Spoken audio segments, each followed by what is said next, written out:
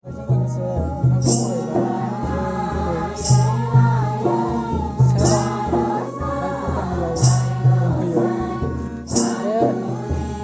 मिथिनाय बायदिब्ला नैबे सेनं रायपुर गामिनि जिथु थानसालियाव जों दा गसंनानै दङ बिथांमोननि गामिया दिनै सिजौ गायनायजों लोगोसे लोगोसेयैनो बिफा थुनानै जिथु इसोर गामिनि सिबिबाय थानाय गणेश मन्दिरखौ सिजौ गायनायजों लोगोसे बिफा थुनायजों आरो आर'जजों लोगोसेयैनो बाथौ धोरोमखौ आजावनानै लादों आरो लोगोसेयैनो बे बाथौ धोरोमखौ आजावनानै लानायाव बिथांमोना मा साननानै गणेश मन्दिरखौ बाथौ थानसालियाव गायसननानै बाथौ धोरोमखौ आजावनानै लादों बेनि सोमोन्दै नोंथांनिफ्राय फंनैसो खेंफोरथि होबा जों गोजोननाय मोनगोन। खुलुमबाय, आंनि मुङा मुस्रि राजकुमार स्वर्गियारि। आङो गलाघाट जिल्ला नामबर बियाबनि सिङाव थानाय साहा रायपुर जाथिनि सोद्रोमा। गोबां समनिफ्राय 1972 मायथाइयावनो जोंनि गामिया दाजेननायनिफ्राय जोङो माहारियारि हिसाबै बाथौ धोरोमा जोंनि धोरोम हिसाबै जेब्ला जोंनि गलाघाट डिस्ट्रिक्टनिफ्रायनो गलाघाट डिस्ट्रिक्टआ बाथौ धोरोमखौ लादोंमोन बे समनिफ्रायनो जोंनि गामिनिफ्रायबो बेबायदि थांनाय माखासे मानसिफोर दंमोन। अब्लाबो जोङो माखासे माहारियारि हेंथा हेंथिनि थाखाय जोंनि गामियाव जोङो बाथौ थानसालि होननानै बेबायदि गायसंनो हायाखैमोन आरो बेनिखायनो जोंनि गामियाव बे हाग्रानिफ्रायनो गणेश मन्दिर होननानै जायखौ गणेश माने हाथिखौ होननानै गणेश मन्दिर बेफोरबायदि खालामना दोननाय जादोंमोन।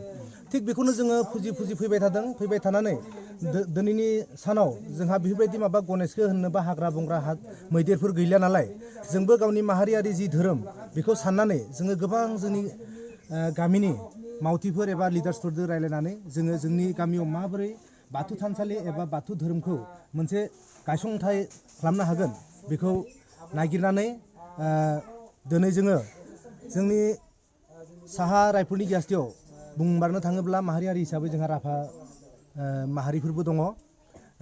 बिसोरो 7-8 न'खरसो दङ। माखासेया जोंनि बर'फोर, बेयाव जोङो 52 न'खर दङ जोंनि बर'फोरजों आरो माबाफोरजों हयथ' जोङो 42-43 हाउसेस जोंहा बर'फोर दङ।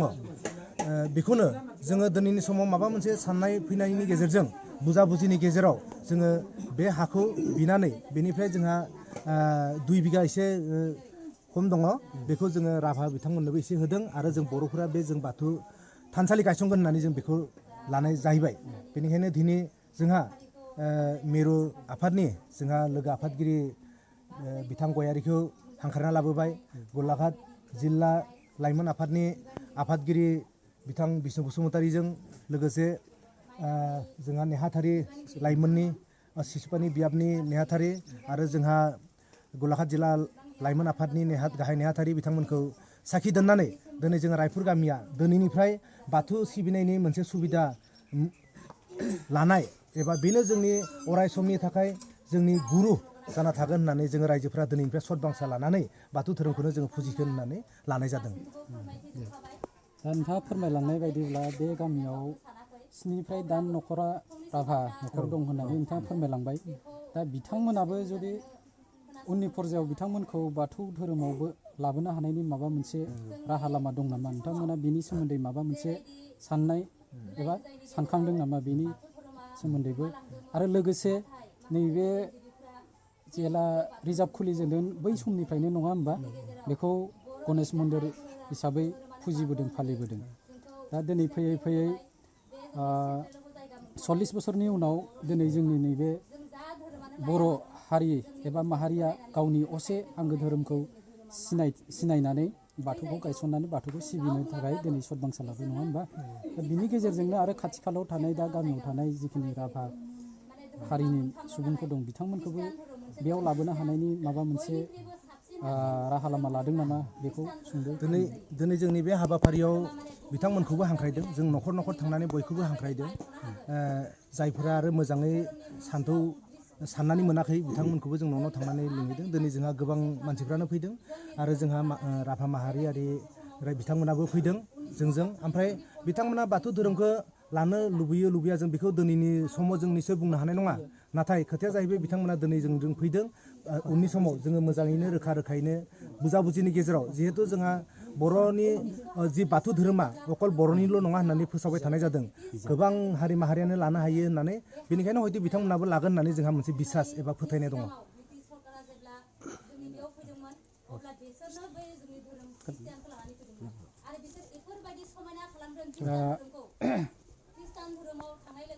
जों बेखौ मिथिनानै एबा नोंथांमोना जुदि नोंथांमोननि गामिया दिनै बाथौ धोरोमखौ आजावनानै लानायनि थाखाय जों गलाघाट डिस्ट्रिक्टजों लोगोसे दुलाराय बाथौ गौथुमनि जानानै नोंथांमोनखौ रोजा रोजा साबायखर बावनायजों लोगोसे नोंथांमोनखौ बरायनानै लानाय जाबाय।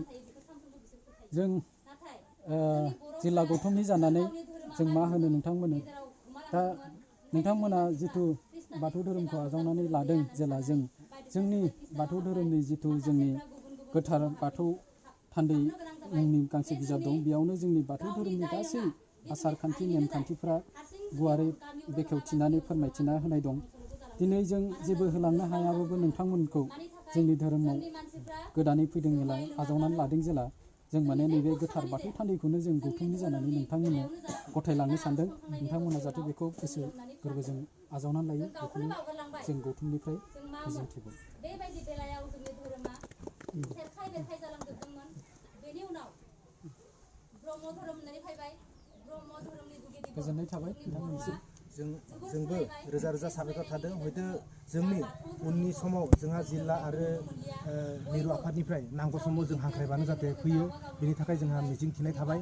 आरो जोंनि रोङैफोरखौ माखासे बुजायफैगोन होननानै आसा फारिनानै आं गासैखौबो आंनि गोसो गोरबोनिफ्राय गाहाम हामलायनाय थाबाय।